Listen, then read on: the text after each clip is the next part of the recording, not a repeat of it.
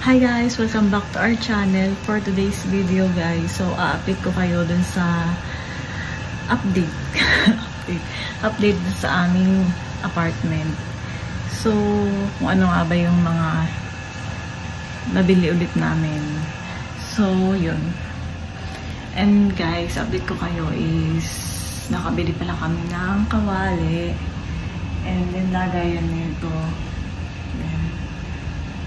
Tsaka, yan. So, yun. Share ko lang kasi I'm so happy na yung, syempre tayo mga misis. Ayan, pangarap natin na magkaroon ng yung namumuhay ng kayo lang ng mag-partner para syempre alam niyo yung ano yung wala sa bahay, yung matututo kayo maging independent. Diba? So, ang saya-saya sa feeling guys. Yun kasi yung parang dream ko din na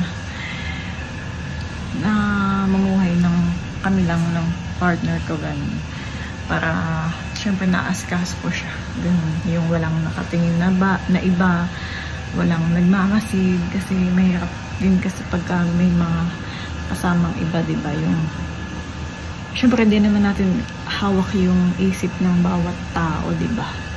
So, di natin alam kung may nasasabi, kahit sabihin mo na mabait ganun. Pero, syempre, hindi naman natin hawak yung isip niya. Diba? So, may masasabi pa rin ganun. So, hindi ko naman nilalahat, pero nangyayari kasi yun sa iba.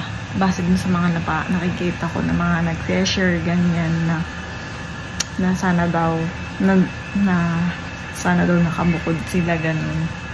So, yun, kagandahan naman kapag mahal ka ng partner mo, talagang gagawa siya ng way para bumukod.